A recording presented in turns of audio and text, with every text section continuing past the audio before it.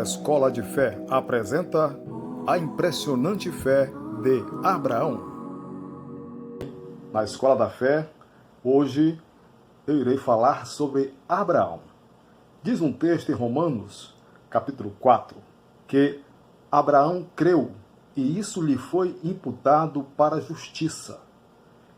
Um dos grandes estudiosos sobre toda a estrutura de fé de Abraão foi John Calvino, um dos reformadores mais importantes da história.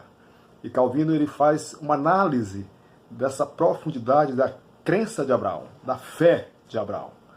O texto que Calvino se remete é justamente esse de Romanos, capítulo 4, versículo 1 em diante, dizendo que Abraão teve a capacidade de crer num ambiente completamente hostil para se pensar em acreditar em algo que iria acontecer um dia.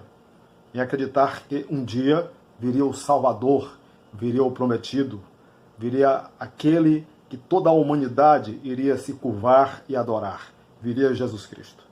Abraão creu num ambiente em que nada estava favorável à fé. Para você ter uma ideia, ele era de uma região estranha para o contexto do judaísmo. Ele era de Ur dos Caldeus. Ele era de um outro local, de um lugar estranho, distante, fora do contexto judaico. Ur dos Caldeus. Ele não era alguém que estava na estrutura judaica, até porque não existia ainda Israel enquanto nação. Nasce Israel, diria assim, que de maneira muito prática, a partir de Abraão. Deus chama esse homem de uma terra chamada Ur dos Caldeus e diz para ele: eu vou te mostrar a terra. Você vai saber, eu vou te levar para um novo caminho. Eu vou te mostrar uma nova direção. Abraão creu. Creu que havia uma nova direção para a vida dele. Creu que Deus tinha algo especial para acontecer na história de Abraão.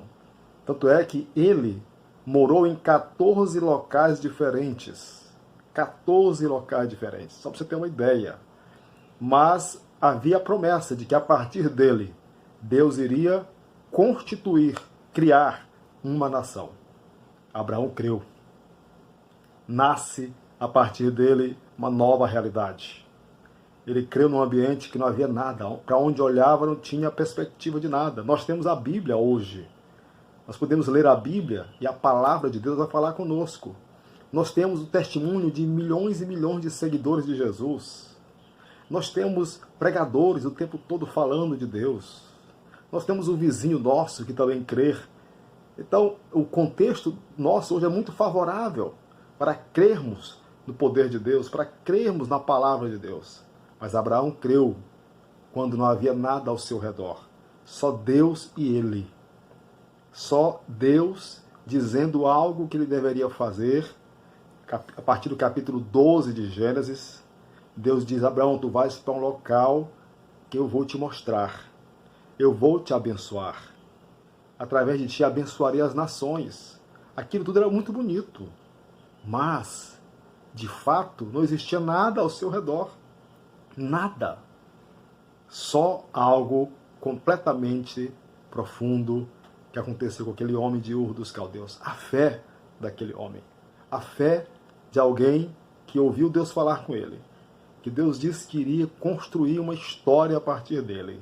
Que Deus disse que iria abençoar as nações através dele. E com um detalhe, que Deus iria dar um herdeiro para Abraão, para dar continuidade ao projeto dele. Mas ele e Sara não tinham filhos, já eram bem de idade, quando Deus fizera a promessa de que através dele haveria de nascer o herdeiro dessa promessa. Abraão chegou a achar que se tivesse um filho com uma outra mulher, resolveria o problema. Mas Deus disse para ele: não, nenhum outro. É a partir de Sara. É através dela, com seus mais de 90 anos. É isso mesmo. De novo, Abraão creu. Sabe qual é a ideia? Soren Kierkegaard, ele chegou a fazer profundos questionamentos acerca dessa fé tremenda, espantosa de Abraão. Aquele filósofo dinamarquês, ele fez uma análise, por exemplo, quando nasce Isaac e Deus reivindica Isaac para ser sacrificado, de certo modo crucificado também, seria algo terrível. E mais uma coisa importante acontece com Abraão. E Søren Kierkegaard, filósofo dinamarquês, ele diz que havia uma solidão profunda na fé daquele homem. Ele conseguia crer somente ele com ele mesmo num Deus que ele não via. Mas ele continuava dependendo dessa fé. Mas além disso, algo associado à fé de Abraão foi a obediência. Abraão creu, e isso lhe foi imputado para a justiça. Mas Abraão também obedeceu. A obediência é uma decisão mesmo contra a nossa vontade. Teu pai diz assim, faça isso. E você que é filho, pensa duas vezes. Mas o pai disse, faça isso. E você que é filho vai lá e obedece, mesmo a contragosto. Eu acredito que Abraão foi levando o Isaque a contragosto. Levou para ser sacrificado a contragosto, mas ele obedeceu. Então havia um componente profundo na fé daquele caldeu, é que ele aprendera a obedecer ao Senhor. Abraão creu, obedeceu e fez história. Eu quero deixar essa mensagem para você. Desenvolva a sua capacidade de obedecer a palavra de Deus, mesmo a contragosto, mesmo a carne dizendo que tem opções melhores, mais gostosas, mais saborosas, mais relaxantes. Mas obedeça a palavra de Deus. Pode parecer remédio amargo no começo. E é, porque nós não queremos obedecer. Nós estamos talvez na geração mais desobediente da história, que todos acham que são dono do próprio nariz, do próprio corpo, das próprias pernas, do próprio traseiro, do próprio tudo.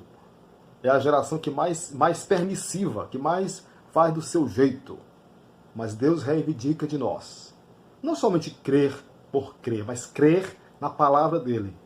Crer como princípio para obedecer. Quando eu começo a ler a palavra de Deus, quando eu começo a olhar para a minha realidade, olhar para os meus pecados, olhar para os meus defeitos, eu me confronto com Deus pela sua palavra e passo a tomar uma decisão de obedecer. Tem dia que a gente peca e dá vontade de continuar pecando. Mas para quem é temente a Deus, para quem entende o poder da palavra de Deus, para quem compreende que há um Deus que está acima de todo nome, que Jesus Cristo veio sim na história para mudar a nossa história, para quem crê assim, vai passar a obedecer. E isso lhe será imputado para a justiça. Deus vai justificar esta pessoa, vai justificar a fé desta pessoa, vai justificar a decisão dele de colocar esta pessoa no lugar certo, no trono dele, diante do trono dele, diante da graça dele, eternamente com ele. Portanto, eu quero deixar essa palavra para você. Aprenda a desenvolver a sua fé no Senhor. Você tem a Bíblia para ler, para desenvolver sua fé e obedecer a palavra de Deus. Diz Salmo 119, versículo 105, lâmpada para os meus pés é a tua palavra, luz para o meu caminho. Ela deve ser a tua lâmpada. A palavra de Deus deve ser a tua luz, guiando o teu caminho, guiando o meu caminho. Eu quero a cada dia que Deus me ajude a desenvolver a minha fé, crer no poder dele, crer na palavra dele, crer na graça dele, mas também obedecer. A fé de Abraão era fé mais obediência. Ele creu, mas obedeceu. Não era uma fé cega, não era uma fé na fé, não era fé em ídolos, não era fé na sua potência de ser humano, era fé na palavra de Deus, no que Deus dissera para ele. E também esta fé alicerçada na obediência às ordens de Deus.